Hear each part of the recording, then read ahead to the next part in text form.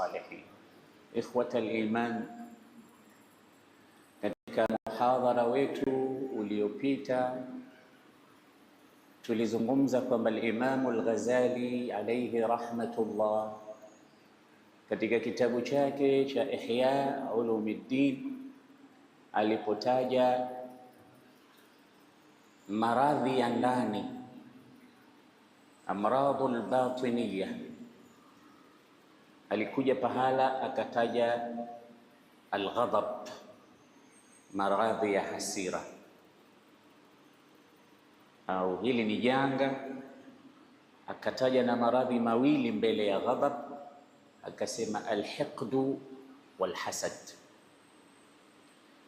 kana kwamba ana indicate na kuashiria kwamba hasad na ghadab ni maradhi mawili yanayotokana na hasira, na kwa sababu maradhi haya ni hatari kwa mtu mmoja mmoja na kwa jamii, ameyataja kisha akayaeleza kwa kirefu. Jana tukazungumza baadhi ya maneno yaliyofungamana na mada hii ya ghadhabu na hiqdi na hasad, lakini tuligusia sana kuhusu hiqdi, lakini nilisahau kuwapa taarif au introduction na mfassala wa nini maana ya alhiqdu. Nilizungumza tu moja kwa moja mpaka tukamaliza darsa. Sasa alhiqdu, unasema ulama, huwa ikhtizanu wa imsaku aladawati walghadabi fi nafsi walqalb hatta tatasannah au tasnah laka fursatu alintiqam. Yani hiqdi maana yake ikhtizanu ni kurundikana, wa imsaku aladawa na kuzuia ule uadui, walghadabu na hasira, fil qalbi, katika moyo wako. Unapozuia uadui, kuna uadui ukauzuia, adui yako ni fulani, lakini ukazuia usionyeshe ule uadui wako kwa maneno au kwa vitendo, unaweza ukaonekana katika jawarih, sababu wanasema ghadab na ghair ni vitu viwili tofauti lakini vinafanana. Alghadab inaweza ikaonekana katika viungo, ghadhabu au hasira zinaweza zikaonekana katika viungo. Unaweza ukamwona mtu anatetemeka, au uso umebadilika, au macho yamebadilika, au mdomo umebadilika, au hata maneno yamebadilika, ukaiona ghadhab katika sehemu ya viungo vya mwanadamu. Lakini ghair mara nyingi huioni na kuwa imo ndani, au inaweza ikawa kinyume chake. Sasa nasema ikhtizanu wa imsaku alghadabi waladawati fi lqalb, unapozuia ghadhabu na ikarundikana uadui na hasira katika moyo wako, mpaka upate nafasi ya kulipa kisasi, uitoe ile ghadhabu yako na zile hasira zako, hicho kilichokuwa ndani ya moyo na nafsi ambacho hukuweza kukitoa, hilo ndilo linaitwa flow au hiqdi. Sasa kama hujui hili, linaweza likakumaliza.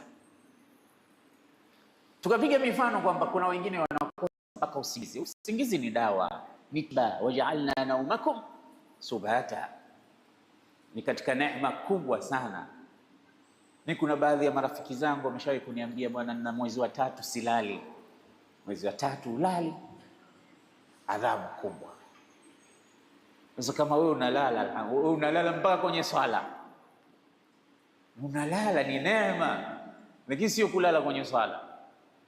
Kulala unapata usingizi, ukienda ukiweka tu, kesho asubuhi umeamka. Kuna wenzako hawapati neema hiyo. Unapolala unapata raha. Unajua hizi harakati za mchana kutwa, umechoka, umeudhiwa huku, umesukumwa kule, umeibiwa huku, umenyang'anywa huku, umedhulumiwa huku. Ukienda ukiweka kichwa, ukilala, ukiamka unakuwa mpya, unasahau yote yale majekejeke yale. Usingizi ni dawa kubwa. Mwenyezi Mungu hakuletei kitu isipokuwa kina maana. Ndio maana akakwambia waja'alna naumakum subata wa min ayatihi manamukum billayl, na hivyo hivyo anausifu usingizi katika sehemu nyingi sana. Kwa hiyo ni dawa kubwa. Sasa ukiwa na hiyo hikdi, inaweza ikakunyima mpaka usingizi.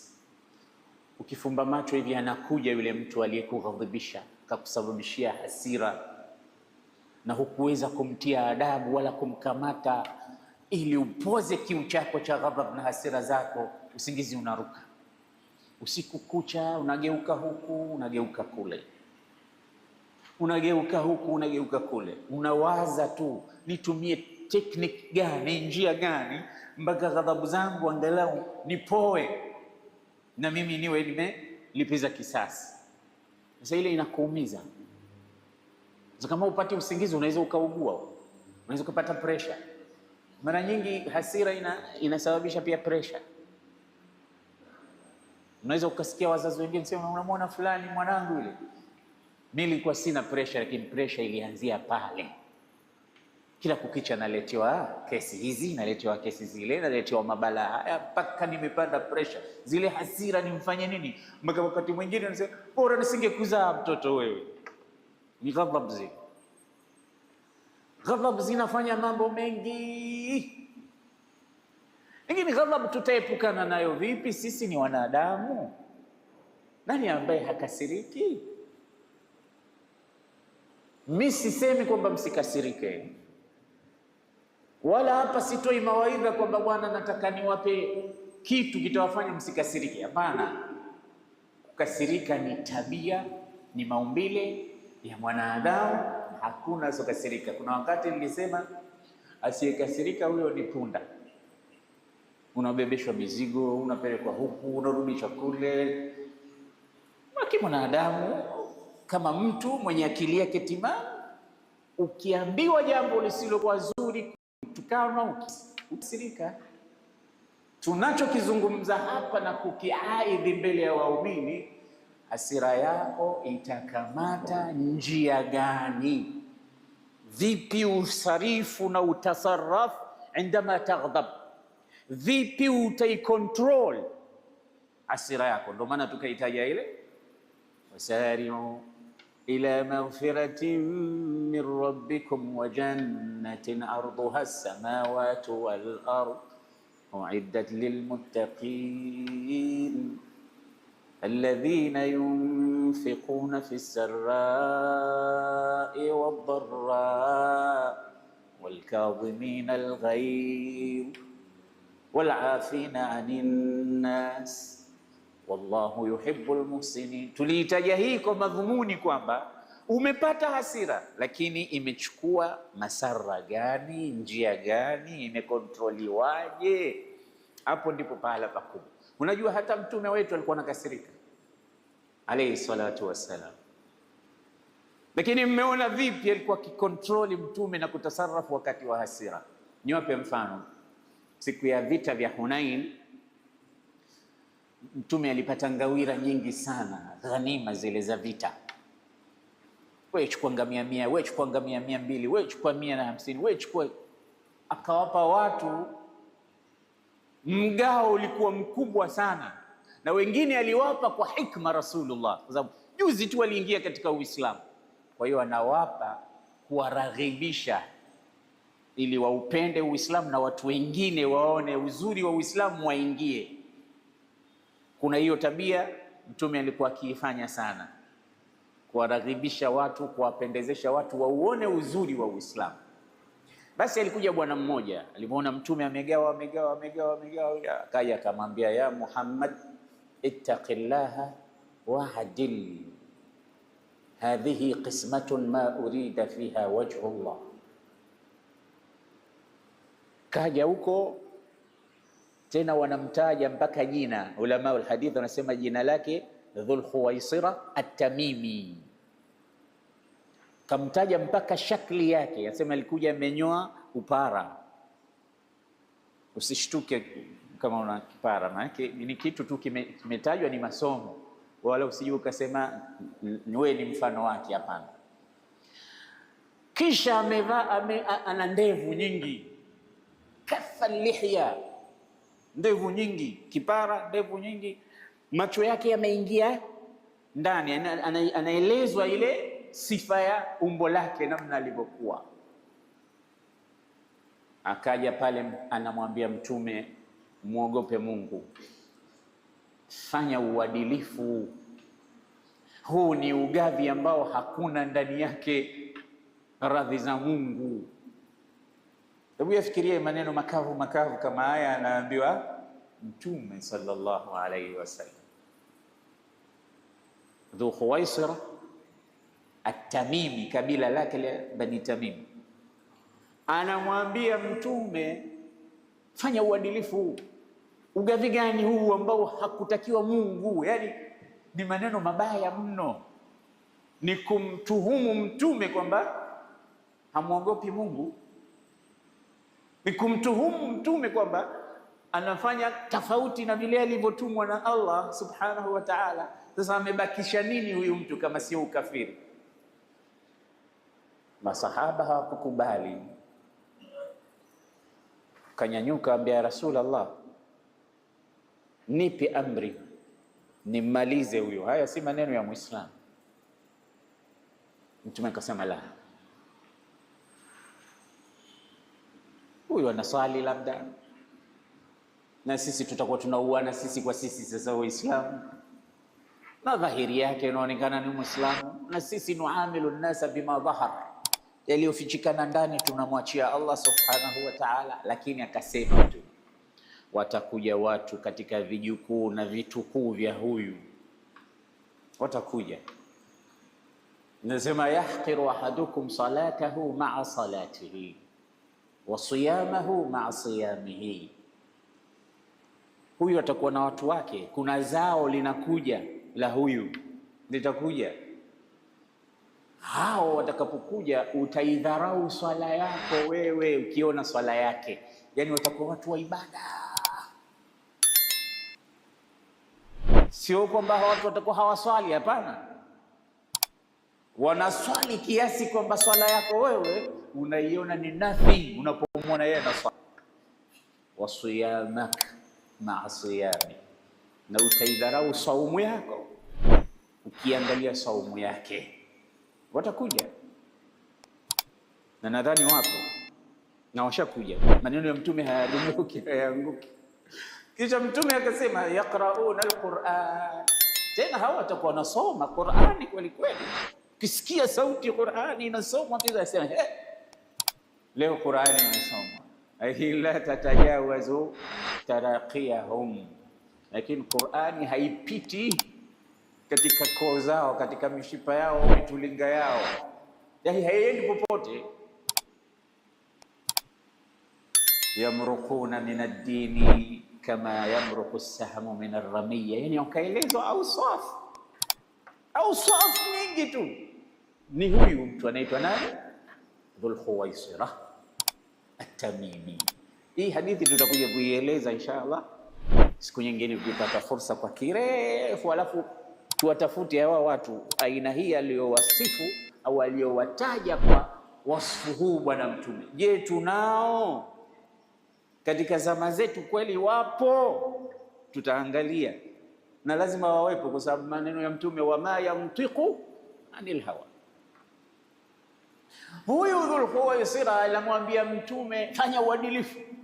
Maneno haya wewe yafikirie, tumwambie babako. Umekaa pale umemwona baba, ugavi gani huu? Kuwa mwadilifu bana. Baba unamwambia maneno hayo, babako atajisikiaje? Mwanangu, nimekuzaa mimi, nimekulea mimi. Au unamwambia kiongozi wako yoyote tu mkubwa, na mtu yoyote mwingine unaweza ukamwambia, kwa sababu hapokei risala wala wahi, lakini kwa Mtume umevuka mipaka. Ndio maana Mtume akamwambia, waman ya'dil idha ma lam ahdil wewe unafikiria ni nani mwingine atafanya uadilifu kama sijafanya mimi Mtume? Anaulizwa na Mtume. Yani kuna mtu mwingine ambaye atakuwa mwadilifu kumliko Mtume sallallahu alaihi wasallam?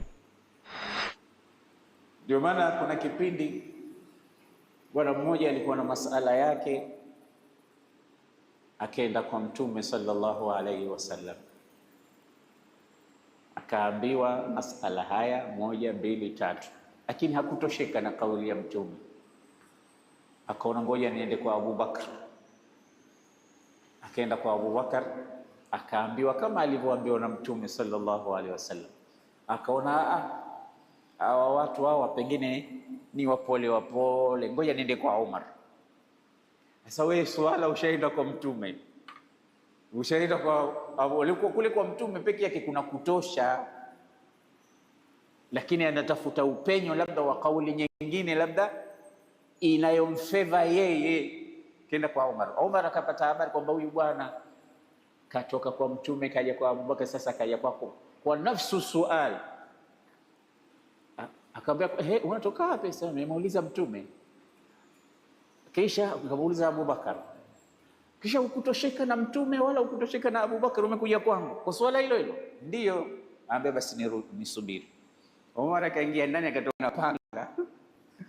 Akamwambia, kama mtu ambaye hakutosheka na fatwa ya Mtume, hichi ndo kinamtosha. Sasa kwa Mtume ni pahala pengine. Huwezi kumwambia Mtume fanya uadilifu bwana, kisha unamwambia huu ni ugavi ambao lam yurid bihi wajha Allah. Hakutaka Mtume radhi za Allah kwa ugavi huu. Haya ni matusi. Wanasema msahaba Mtume akakasirika. Lakini sasa angalia natija ya hasira za Mtume. Hakusema kata kichwa, hakusema mtieni adabu, akaeleza tu kwamba watakuja. Mtume anatoa somo pana, kama huyu wapo tena wengi, na ndio hawa wanaojulikana kama al-Khawarij waliokuja baadaye wakaleta misukosuko, vita, na mpaka leo au safu zao zipo na wapo wanavuruga dini tu. Akaeleza, lakini pia kuna maneno aliyasema Bwana Mtume sallallahu alaihi wasallam katika aina ya hasira kama hizi zilizomkuta na watu aina hii. Akasema, rahimallahu akhi Musa. Mwenyezi Mungu amrehemu ndugu yangu Musa. Laqad udhiya akthar min hadha fasabara. Musa aliudhiwa kuliko hivi na akasubiri, akavumilia.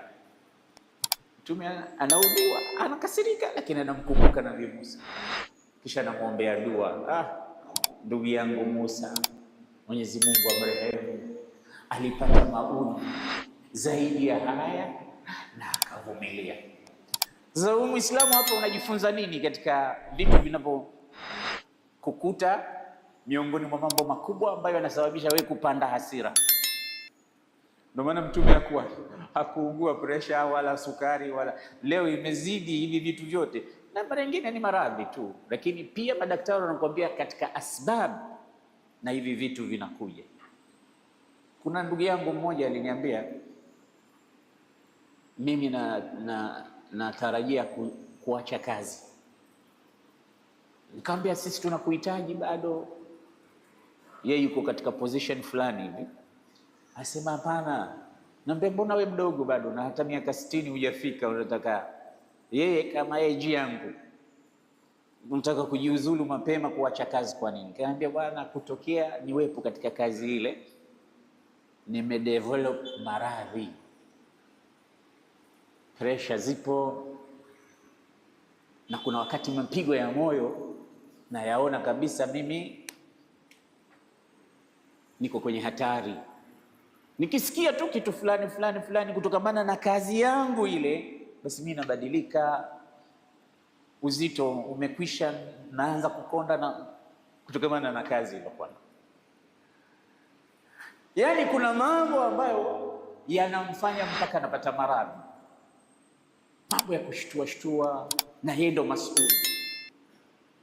mambo hayakwenda kama alivyotarajia, watu wameharibu pahala fulani, na yeye ndo mas'ul. Pahala fulani palikuwa panatakiwa paende hivi, amekuja mtu amevuruga, hasira zinapanda. Kwa nini? Lawama nini? Yote yanapeleka mpaka kupata maradhi. Anaona solution, mimi bwana, mwaka huu nawaombeni msinipeleki kwenye posti ile, sitaki kazi tena ile, bora nistaafu mapema. Hasa kuna mtu anapata hayo maradhi kwa kazi, mwingine anapata hayo maradhi kwa watoto, mimi na wewe tuliozaliwa, mwingine anapata kwa mke aliyemuoa. Siku bwana mmoja alikuja kushtaki, kila siku anashtaki kwa rafiki yake, anamwambia mke wangu bwana hivi. Sasa yule rafiki yake mwisho amejam, anamwambia talikha. Sasa wewe kila siku unakuja hapa unataka huruma yetu, si umwache? Mwache. Kwani kuacha ni dhambi? Kuacha sio dhambi kama kuna sababu ya msingi. Dhambi ni ile talaka bila ya sababu maalum. Ndio kuna watu wanafika kwa mufti, kwa kadhi, akiambiwa mwache huyu, asema mimi najua kuoa tu, sijui kuacha. Ndio alinifurahisha kauli moja kule ya naibu kadhi Dar es Salaam. Anasema ilipokuja kesi kama hiyo ofisini kwake, akamuuliza yule anayesema mimi najua kuoa tu, sijui kuacha, akamwambia wewe ulipooa ulioa kufuatana na kitu gani? Kutokamana na kitu gani? Yaani mwongozo wako ulikuwa nini katika kuoa kwako? Akamwambia ilikuwa Qur'an. Sasa hiyo Qur'an ndio inakwambia kuna kuacha. Kama ilikuambia kuna kuoa, ilisema kuoana kwa wewe, ndio si kadhi wanasema imsakun bima'ruf au tasrihun biihsan. Yote mawili tena siku ile ile ya harusi. Yaani kama kuna kitu hakikutakiwa kusemwa, basi ni talaka siku ile ya kuoana. Lakini kadhi akishakuoa anakusomea aya zile, kisha kukwambia haya fulani bin fulani, naam labbaik, na kuozesha fulana binti fulani kwa mahari yake. Na ikitokea nakwambia pale, ikitokea unataka kuachana, muachane kwa wema. Karibu sote hapa tumeambiwa hivyo. Hatujaambiwa maneno. Ukienda kwenye kuhudhuria, wewe ni shahidi, uyasikia hayo, si unaambiwa? Sasa mnafikiria yule kadhi hana akili, anataja mambo ya talaka siku ndo anakuozesha? Alikuwa sitajetaje kabisa mambo ya talaka bwana. Mimi ndo namuoa hapa, unaniambia tukitaka kuachana. Sasa unatutia nuksi kwenye harusi yetu. Zile ni sheria. Anza anakuja mtu anakuambia mimi najua kuoa tu, sijui kuacha. Ulioa kutokana na kitu gani? Biblia. Kama uliozeshwa kwa Qur'ani, ndio nilikwambia alama amara Allah uzawijuka, alama amara Allah min imsakin bima'ruf au tasrih biihsan. Tena kutajia kabisa alivyoamrisha Mwenyezi Mungu, ukiwa naye uishi naye kwa wema, ukitaka kumwacha muachane kwa wema. Sasa ile kuja kusema mimi najua kuoa sijui kuacha ni ujahili. Kwa ajili hiyo basi wewe unakuja kutuhadithia hapa mkeo hivi, talika ma dharra law talaqtaha. Sasa hizi shida zote unazipata wewe, kumbe nini? Na njia moja ya talaka ipo, mwache. Yeye akajibu akasema, akhsha an utalliqaha fayubtala biha ghairi, naogopa nisije nikamwacha, utakuwa mtihani kwa atakaye kwenda kumuoa.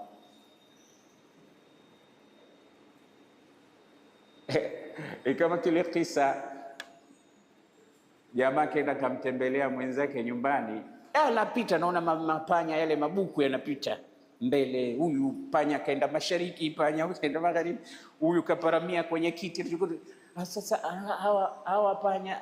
hawa panya wote hawa nyumbani kwako hawakukeri wewe? Akasema wananikera. Sasa nini? Sema naogopa kuwafukuza wasije wakaenda nyumbani kwa jirani wakamkera. Bora wakae humu wanikere mimi, lakini nikiwafukuza wataenda nyumba ya pili huko, alafu wataanza kumkera jirani.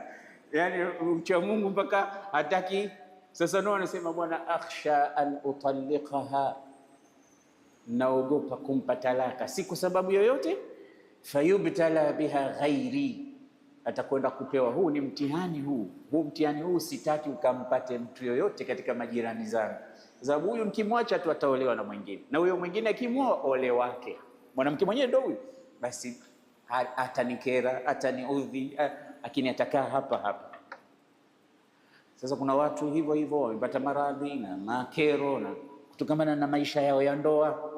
Hakuna asiyekasirika wala kughadhibika, lakini tunatafuta njia ya kuweza kucontrol na kukasirika Kiislamu, kukasirika kidini, kukasirika kiimani.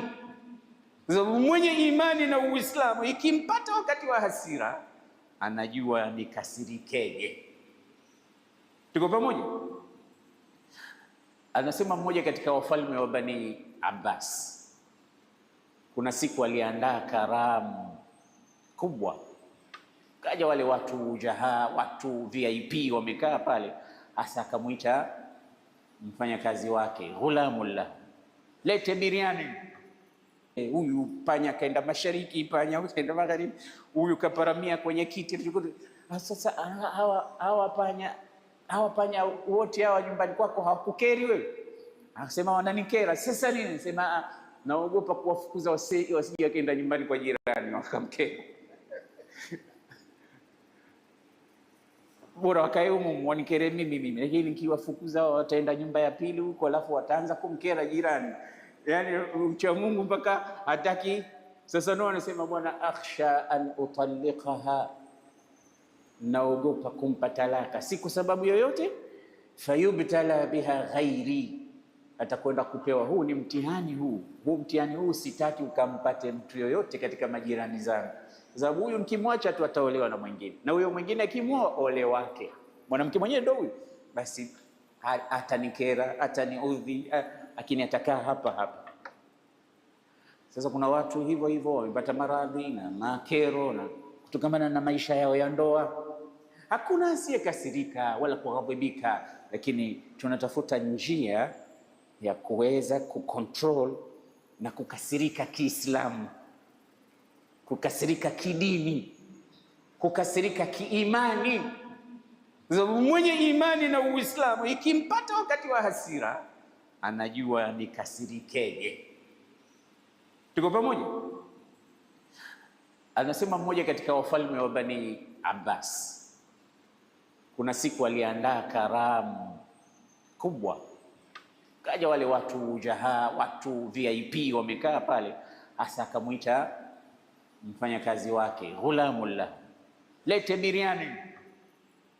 Sasa wakati anakuja, unajua kuna watu wengine ukiwaona unatetemeka, watu hujawahi kusikia, hujawahi kuona sura zao, unasikia tu fulani fulani na leo yupo, basi kwa ule mchecheta na hofu na kutetemeka, alikuja akajikwaa, ile biriani yote ikaanguka juu ya kichwa cha yule mfalme au yule amiri katika Bani Umayya. Unajua nguo nyeupe kama hii yangu, alafu nimemwagiwa biriani juu yake kutoka kwenye kichwa changu, na kwa tabu tena na mfanyakazi wangu, tena mbele ya wageni wangu. Hebu hii mauqif ingekuwa wewe. Lakini salama, yule mfanyakazi yule ni mtumwa wake, kijana wake alikuwa anaisoma Qur'an, akamuona bwana wake namna alivyokasirika, akajua hapa leo kazi ipo. Lakini akamtwanga aya ya Qur'an, akamwambia ya sayyidi, Allahu tabaraka wa taala yaqulu wal kadhimina al-ghayz, ewe bwana wangu usisetemeke kwa hasira, kumbuka kauli yake Mwenyezi Mungu, na wale wenye kuzuia hasira zao wameandaliwa pepo. Basi aliposomewa tu aya ya Qur'an, hasira ikaanza kujirudi. Yaani sasa sisi tunataka wewe ukasirike Kiislamu kama hivyo, wasikuingize katika mtego watu fulani fulani, ukijua hapa tukimkasirisha huyu sasa hivi atatukana huyu. Sasa hivi huyu atasema hovyo, wasikuingize mkenge kama wanavyosema vijana. Unajua mmoja katika wale mafahali wa mashairi siku moja aliletewa salamu, Almutanabbi aliletewa salamu, akamwambia inna fulanan yahjuk. Huyu asikia wewe mtu fulani anavyokushambulia, anakusema kwa ubaya kweli kweli. Haja ni ile mashairi ya matusi yale, kukupa sifa fulani fulani fulani. Akamwambia fulanun yahjuk, mtu fulani huko anakuponda kweli kweli. Sasa mbona umekaa kimya? Fulani anakusema vibaya, mbona umekaa kimya? Na wewe tunakutambua ulimi wako namna ulivyo. Amsikilize yeye, akawajibu akamwambia hadha su'lukun yuridu an arudda alayhi fayadkhul at-tarikh. Msijali, achane naye, huyo ni limbukeni. Su'luki yani ni mtu tafi, anataka mimi ni mradi ili apate kuingia katika historia, iambiwe kwamba huyu aliradiwa huyu na Mutanabbi. Mimi najua, mimi nasikia, lakini da'u, mwacheni aendelee. Ni mtu su'luku la yastahiqu ar-radd, yuridu an arudda alayhi fayadkhul at-tarikh min awsa' al-abwab. Anataka nirudi maneno yake na mimi ili apate kuingia katika history, kama wanavyosema vijana wale apate kiki, nataka kuingia katika history. Kisha akasema ta'aba an-nafs an tarudda ala al-laimi, nafsi inakataa kumrudi limbukeni, inakataa. Fa ba'dhu an-nasi yarfa'uhu al-haja. Kisha akamaliza ubaiti wa pili, waandikeni talabatul ilm, ta'aba an-nafsu an tarudda ala al-laimi wa ba'dhu an-nasi yarfa'uhu al-haja. Nafsi inakataa kumradi mpuuzi, na baadhi ya watu hunyanyuliwa na yale maneno ya kuwarudi rudi, ndio unawanyanyua wewe. Unaona wanawabomoa, kumbe ndio unawapa jina unawanyanyua. Hii ni aina fulani ya kutahamal na hasira. Huyu kapewa matusi, kalitiwa salamu, bwana anakutukana, bwana anakuambia hiyo, lakini angalia yeye alivyowajibu, angalia alivyosarraf. Si kwamba hakusikia wala haumii au hakupata hasira, ile namna ya kutaamal na vitu kama hivi ndio nakutaka wewe mu'min uwezane navyo. Hasira zako ziwe zina limit, zina speed governor, zina kontroliwa, ili usije ukawahi siku moja ukamchinja mtu kwa meno, wala ukampiga mtu ngumi knockout akakata roho pale kwa sababu tu kakutukana. Mtume alikuwa anatukanwa, na mara nyingine wanamuita, wanambadilisha jina. Au Mujamil si akimuita mtume mudhammam, mtume anaitwa Muhammad, lakini yeye kambadilisha jina. Sasa kinyume au opposite yake jina Muhammad mudhammam, yani Muhammad maana yake ni mtu mwenye kusifiwa, kushukuriwa kwa vitendo vyake vizuri vizuri vingi, mpaka watu wanamsifu kila wakati, wanamshukuru. Sasa yeye akabadilisha, akaitwa mlaumiwa mudhammam, badala ya mshukuriwa, yani kinyume chake. Na akawa anamtungia mpaka na nyimbo, mudhammamun asainahu wa dinahu abainahu wa amrahu qalaina, yani mudhammam tumemchoka, tumemwacha, na dini yake hatuitaki, na amri zake tumezikataa. Sasa ingekuwa pia ni mtu wa mbali, ingekuwa afadhali. Ummu Jamil ni mke wa Abu Lahab, na Abu Lahab ni Abu Lahab Abdul Uzza ibn Abdul Muttalib, na huyu ni Muhammad ibn Abdullah ibn Abdul Muttalib, ni watu wa nyumbani. Anasema mimi sikuudhika wala sikughadhibika kwa ule mshale ulivyonichoma, lakini nilighadhibika nilipouona mshale ule aliyeurusha, aliyeutupa. Unajua maana yake kwamba unaweza ukachomwa mshale, lakini aliyekuchoma ni katika maadui. Lakini fulani ndugu yangu, binamu yangu, rafiki yangu, kijana wangu ndiye aliyesema maneno haya. Hiyo inauma zaidi. Sasa mwenye kusema maneno haya ami yangu, mudhammamun asaina wa amruhu abaina wa dinuhu qalaina. Huyo mudhammam tumemtupa, tumemwacha na dini yake.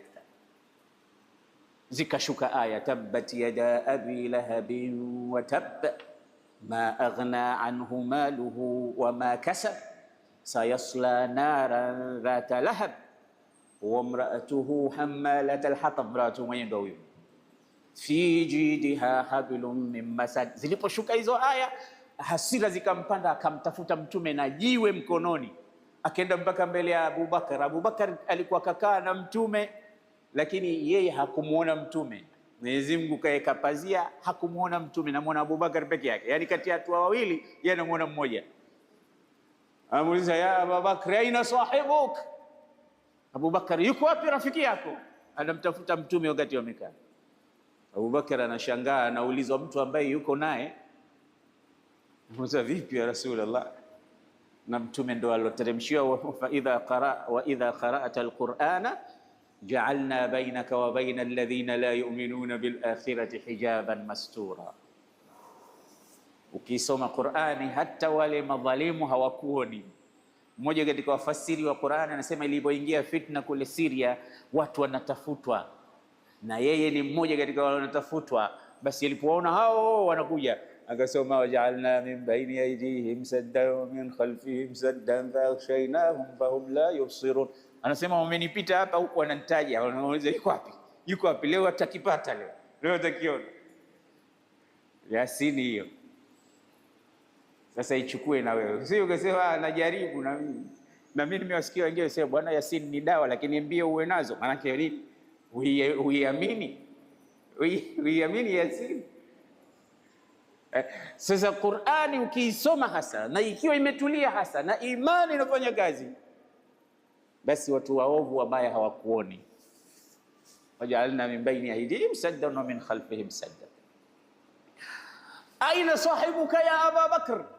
Yuko wapi rafiki yako? Anasema nikimpata nitampiga mdomo wake kwa jiwe hili. Akageuza akaondoka, na mtume yuko pale pale.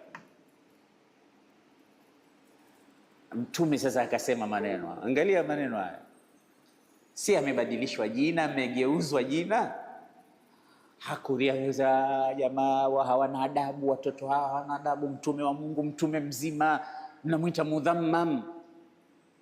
Alisema hadithi, akasema undhuru kaifa yusrifu Allahu ismi min sabbi wa shatmi Quraish. Tizameni ajabu Mwenyezi Mungu anavonivua na kulivua jina langu na matusi ya Quraish. Innahum yasubbuna mudhammaman, wao wanamtukana mudhammam, wa ana Muhammad. Lakini hawamtukani Muhammad, mimi ni Muhammad. Mudhammam wanamjua wao ni nani. Angalia anavyowa ignore. Hii ni silaha moja kubwa sana. Unadhani mtume alikuwa hana akili ya kuweza kutambua kwamba hawa wananikusudia mimi hilo jina? Anajua. Lakini anawaambia, angalia, Mwenyezi Mungu analivua jina langu. Hawakusema Muhammadun abainahu amruhu qalainahu wa dinahu asainahu. Hawakusema hiyo. Azaa mudhammam. Sasa wao mudhammam wanamjua wao. Mimi si Muhammad, kwani mimi mama yangu ameniita mudhammam. Mimi naitwa Muhammad. Kwa hiyo kama unaniita mudhammam, wewe unamjua wewe huyo mudhammam nani? Mimi Muhammad. Kwa hiyo kama wanatukana wale, wanamtukana mudhammam, hawamtukani Muhammad. Sarafa Allahu shatmahum wa sabbahum. Hii inaitwa fannu tajahul, fani ya kuignore baadhi ya mambo, unayapisha yapite. Usiogelee katika tope,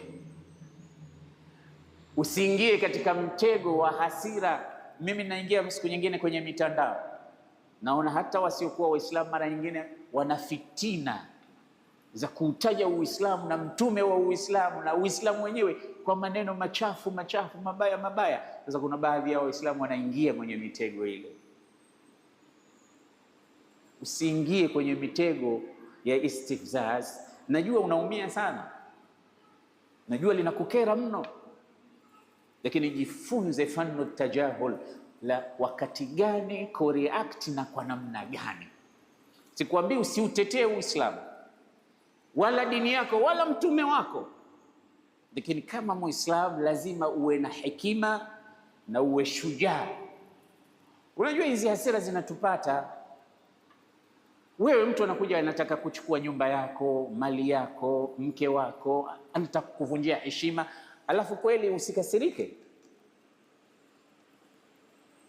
usijitetee, usipandwe na ghadhabu, kwani una mental case, lazima utaghadhibika. Hapana, haiwezekani. Tunachokizungumza ni namna gani hasira zako utaweza kuzisarifu uweze kutetea haki yako bila ya kudhuru umma wala kujidhuru mwenyewe wala kuingia katika mitego hiyo. Kwa hiyo hasira haiwezi kabisa kuepukika, lakini tasarraf vyema, na kama alivyosema Umar ibn Abdul Aziz, la tuaqib ahadan ala ghadabik, usimpe adabu mtu wakati umeghadhibika. Yakfika an tahbisahu, mweke ndani kwanza, hatta yaskuna ghadabuk, mpaka hasira zikutue. Thumma aqibhu ala qadri dhanbihi, kisha mpe adabu kwa kadri ya makosa aliyotenda. Wala tatajawaz bihi 15 sautan, tena usizidishe viboko 15. Kampa nasaha mtu vizuri. Kwa hiyo mtu siku zote hasira zikimpata ataanza kumfikiria Allah. Ndio maana tumepewa instruction nyingi. Mara nyingi unaambia kama umesimama ukiwa na hasira, kaa. Kama umekaa, lala. Ni njia tu ya kufanya zile hasira zisije zikakukontroli wewe. Iwe nyumbani kwako, iwe pahala kwa kazi, iwe pahala popote. Watu wana hasira na mara nyingine dawa yake ni kuziacha zikarudi zenyewe. Hata vijana wanaokuja, kuna kijana mmoja nafikiri yupo kwenye darasa, mara nyingi alikuwa kila siku ananiambia, mke wangu anataka talaka, mke wangu anasema hanipendi tena, mke wangu hivi. Na mimi naambia subiri, vumilia. Leo mambo yamezidi, yamekuwa makubwa. Kaambia basi mpe ruksa kidogo, aende nyumbani, akae, apumzike. Kwa sababu mara nyingine hiyo ndio solution. Niache, mimi sitoki hapa bila ya talaka. Tafuta minzi zako zozote, haya, mpeleke nyumbani. Alafu baada ya wiki mbili, nenda kamkague, mpelekee matumizi, mpelekee na zawadi. Mwambie nimekuja mke wangu kwa masala yetu yale ya talaka. Atakwambia basi yamekwisha. Ukiona hasira zimepanda kiasi fulani, nipe karatasi yangu, au hii hapa karatasi nimekuletea kama unaona tabu. Na wanawake wanaleta wenyewe karatasi bila kutumwa na kalamu. Wengine pia wanakuandikia alafu wanakuambia wewe tia saini tu hapo. Sasa usitie saini. Au mara nyingine hata ukiwa tayari, basi haya, niliambiwa na Sheikh Uthman, hata nikitaka kutoa talaka nitoe talaka moja. Ikifika pale, basi lete, nimekuacha mke wangu fulani, talaka moja, si mke. Hapana, mimi nataka zote 3. Sasa haja yako wewe si ilikuwa talaka hii moja? Atakwambia hamna, zitoe 3. Na mara nyingine nakukamata hapa mpaka ulimi unatoka. Hakikisha utoi talaka 3, usitoe. Atachukua hiyo moja, kama anazitaka sana aende. Baada ya mwezi tu atakuja, atakwambia niregee, au atatafuta njia yoyote umregee. Sasa ole wako kama ndio umezitoa zote, umekwisha wewe. Shauri yako. Mimi usije ukasema sikukuambia, usije ukasema hukuonywa.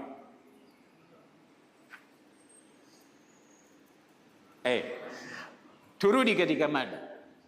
Mtume sallallahu alayhi wasallam siku moja alimpata sahaba wake Abu Mas'ud al-Badri.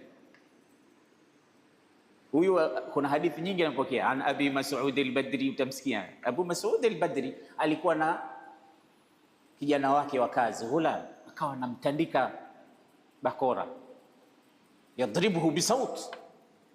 Sasa nyuma akasikia mtu kama anasema ya Aba Mas'ud i'lam, anasema min shiddati alghadabi, kwa hasira iliyokuwa nayo siku ile. Sikusikia maneno aliyokuwa anasema wala huyo mtu ni nani, yani alikuwa ameghadhibika. Na ndio maana tunasema ghadhabu mara nyingine inakufanya kiziwi, usikii, kipofu, uoni. Unakuja baadaye unaambia yule mtu uliyempiga teke unamjua bali ukujua yule alikuwa Sheikh Abdul Aziz, yule alikuwepo pale. Ala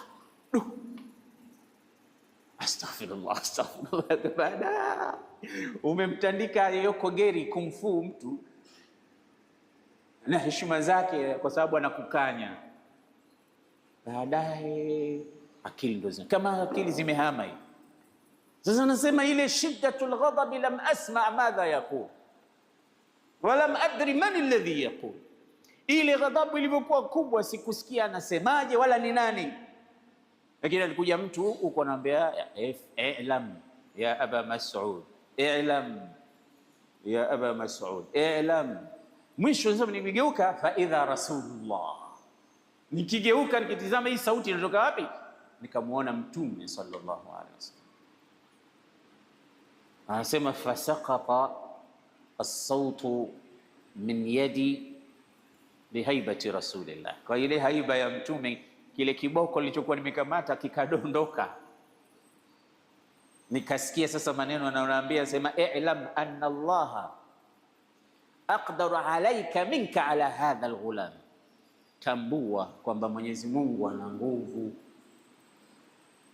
na anakuweza wewe kuliko wewe ulivyokuwa na nguvu juu ya huyo maskini, huyo kijana wa kazi. Anasema kwa maneno yale tu ya Mtume nikasema utiquhu ya Rasulullah, kwa baraka, kwa wakati, kwa hali hii ameingia hapa mwenyewe Mtume, na muacha huru huyu kijana, sio mtumwa tena kutoka leo. Na ilikuwa ni zawadi kubwa sana kwake. Nikamwambia anta hurru liwajhi Allah, na hii inanirudisha kule kwa yule mfalme wa Bani Abbas alivyomwagiwa biriani juu ya kanzu yake nyeupe mbele ya wageni wake, akaambiwa inna Allah ta'ala yaqulu wal kadhimin al ghaidh, na yakarespond akasema kadhamtu ghaidhi, nimezuia hasira zangu. Mfanyakazi wake akamuongeza akamwambia wal afina anin nasi, Mwenyezi Mungu anasema tena na wenye kuwasamehe watu. Sasa ushazuia hasira lakini bado kunisamehe, akamwambia afautu anka, nimekusamehe. Akamuongeza akamwambia wallahu yuhibbul muhsinin, ushazuia hasira, ushanisamehe, lakini Mwenyezi Mungu anawapenda watu wenye kufanya mema na mazuri. Akamwambia zuri ninalolifanya kuanzia leo wewe si mtumwa tena, uko huru, nenda zako. Angalia watu walikuwa wakitafaal na kutaamal na Qur'an. Mimi na wewe tuko hivyo. Zikupande hasira kweli, uambie aya hiyo, sema hapa bwana, wewe ondoka na ushehe wako, niache nimshughulikie huyu. Msalie Mtume, baadaye hakamatiki mtu. Wenzetu wakisomewa watu haya sana, ndio Allah anatupa alama, innamal mu'minuna alladhina idha dhukira Allahu wajilat qulubuhum. Waumini wa kweli ni wale ambao wakitajiwa Allah wanaogopa. Ndio maana Muislamu muumini wa kweli, bwana mbona mimi sikuamini lile, hebu hapa sa wallahi sijachukua, sijafanya. Akisema hivyo ndio muumini wa kweli. Kasika hapa wallahi, basi atakuamini. Ndio maana watu wasiokuwa na dini, wajanja nifaa, anaona ili aaminiwe aape, na anajua kwamba kitu amekifanya ni kweli, anatuhumiwa na tuhuma ni za kweli, lakini ili watu wamwamini, wallahi wanachukua advantage kwa watu ambao wanamwamini Mwenyezi Mungu na kumuogopa. Anajua yule ukimtajia tu Mungu yule anakuacha. Abdullah ibn Umar alikuwa na watumwa nyumbani. Sasa wale watumwa walimsoma Abdullah ibn Umar mpaka wakamjua, wakawa wanaambizana, bwana akikuona unafanya sana ibada huyu anakuacha huru. Basi alikuwa akiingia msikitini Abdullah ibn Umar, wale watumwa wake walikuja mbele, unajua zile sala za watu ambao wanatafuta jambo, kama yule mtu alokuja, bwana nimekuona umeswali sala yako ina khushui kweli kweli, mashaallah. Akamwambia sio sala tu, na leo nimefunga Jumatatu. Sasa hiyo ni siri yako wewe na Mola wako. Sasa kwa nini unaitangaza? Sasa nataka ujue kila kitu anachokifanya, sio sala tu na saumu, leo nimefunga. Sasa Abdullah bin Umar akimwona mtu vile safu ya kwanza huru, anapata uhuru wake. Kimwona yuko na katika ibada anapata uhuru, mpaka akaja akaambiwa, Abdullah, hebu kuwa mwerevu wewe. Nini? Anasema hawa wana akti tu ili wapate uhuru, hawana cha ibada moja wanaofanya, wanakuhadaa. Akasema neno ambalo nataka mulisikie vizuri. Anasema man khada'ana lillahi khada'na lahu, mtu yoyote atakayetuhadaa kwa Mungu, huyo atatuhadaa kila siku. Nisihadaike kwa Mungu, mimi nikahadaike kwa nani? Amenidanganya kwa Mungu, nadanganyika tu. Hata kama sala zao wanazifanya, mimi maadamu nimeona, watajijua wao wenyewe kwa Mungu.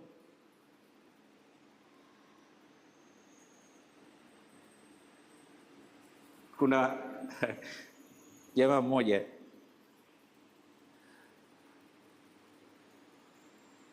ni mambo ya siasa, lakini rais wake alimwita. Sasa yule rais maskini, mtu sana wa dini, na hakuwa anazijua. Unajua siasa wenyewe wanasema it's a dirty game. Maana nyingine kuna mambo mengi katika siasa. Mwalimu wetu mmoja alikuwa anatusomesha, anatuambia, mnaijua siasa nyinyi? Naambia hatujui. Akamwambia, akatolea mfano kama nilivyowaambia introduction ya jambo hili la alhiqdi. Alhiqdi huwa imsaku wa ikhtizanu alghadab waladawa fi nafs. Mfano hiyo, nataka kesho muje munipe taarif ya hiqdi ni nini, alafu mimi nawapa taarif ya hiqdi ni hii: ikhtizanu wa imsaku alghadab waladawa fi nafsi au alqalb. Mmejua nyote kwamba hiyo ndio taarifu, alafu kesho nakuja na wauliza, nipeni taarifu ya alhiqdi ni nini. Alafu asimame mwanafunzi mmoja naambie, alhiqdu ta'rifuhu huwa imsaku wa ikhtizanu alghadab waladawa fi nafs. Sawa mwalimu? Ni mimi nimwambia hapana, umekosa. Umekosa, na jana ulituambia kwamba hii ndo maana na definition ya hili. Umekosea, nakupa nyingine. Ndio siasa wanasema mara nyingine ilivyo, hakuna msimamo mmoja. Jana ilikuwa hivi, leo inabadilika. Mambo yanakuwa yanageuka. Sasa sisi tunajua hivi, sio hivi, ni hivi hivi. Ndio siasa. Sasa kaitwa na rais wake katika nchi fulani huko. Sasa yuko ofisini pale kwenye ofisi ya rais, akajifanya kama, mheshimiwa rais, hebu nipe kidogo nafasi nipige simu nyumbani, naweza nikatumia simu yako ya ofisini? Katumia. Mamake fulani, wakati wa sala umefika, jiandae kuswali na watoto wote waamrishe. Na huyu jamaa wala sio mtu wa swala wala nini, lakini anajua rais anapenda sana kuswali, ni mcha Mungu. Nafikiri mmenifahamu, ndio maana mnacheka. Sasa akamwambia, kamaliza. Kumbe anamfurahisha yule rais wake.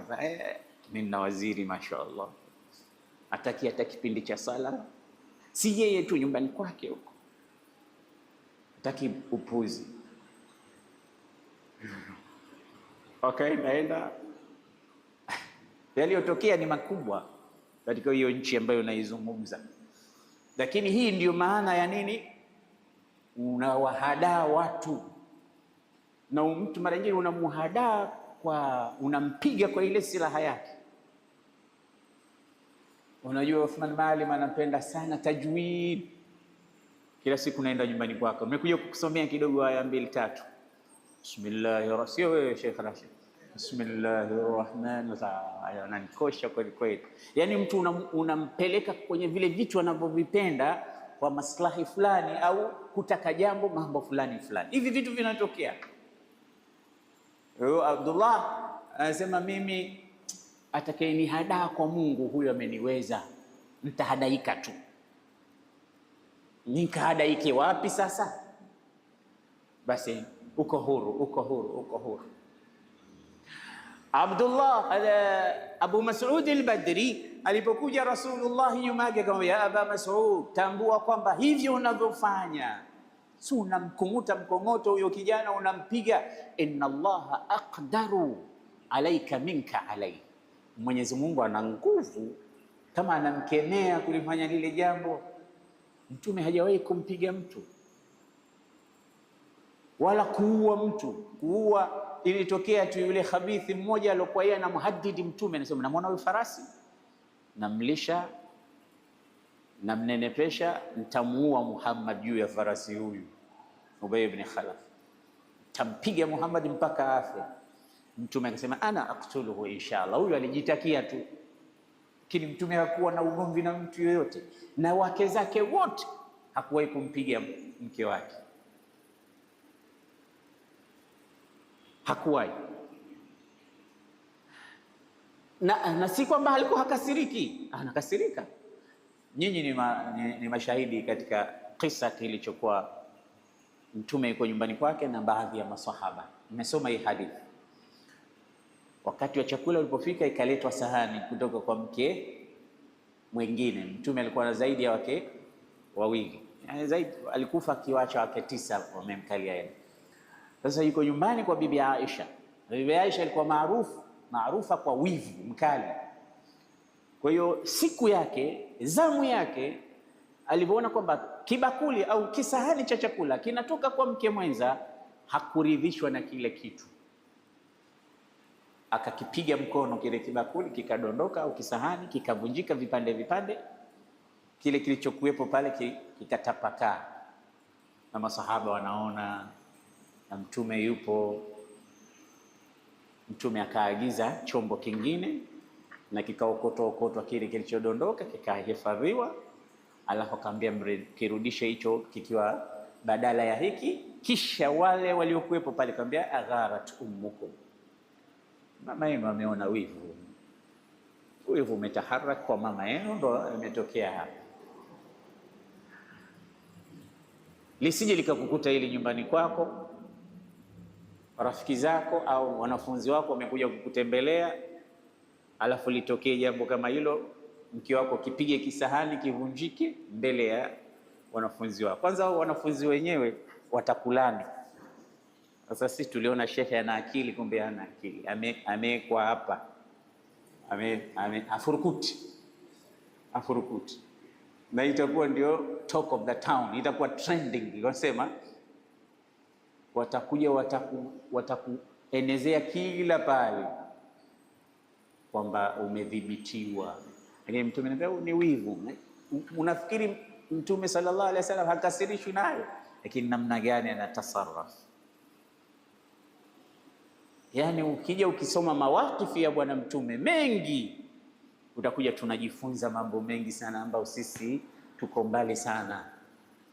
Ndio maana Shauqi nasema, wa idha ghadibta fa innama hiya ghadbatu haqqin la dhighnun wala shahna. Mtume alikuwa hakasiriki kwa ajili yake, anakasirika kwa ajili ya Allah. Idhan tuhikat hurumatullah, pale anapoonekana mambo ya Mungu yanapitwa mipaka, Mtume anakasirika.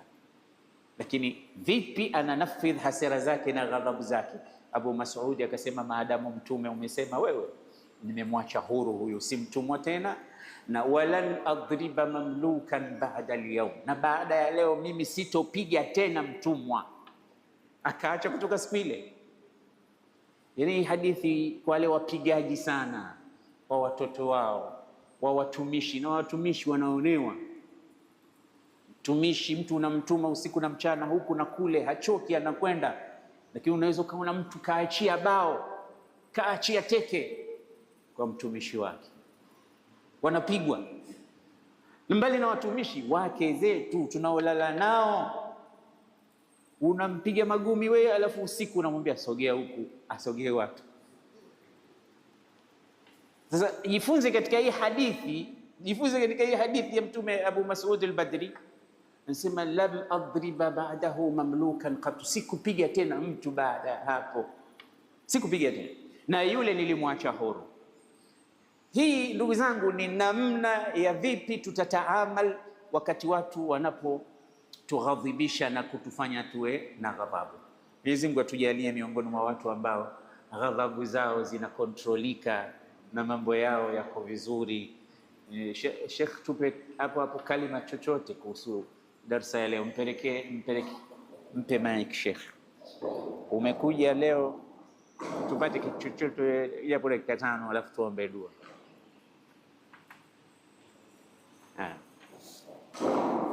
Mpelekezi.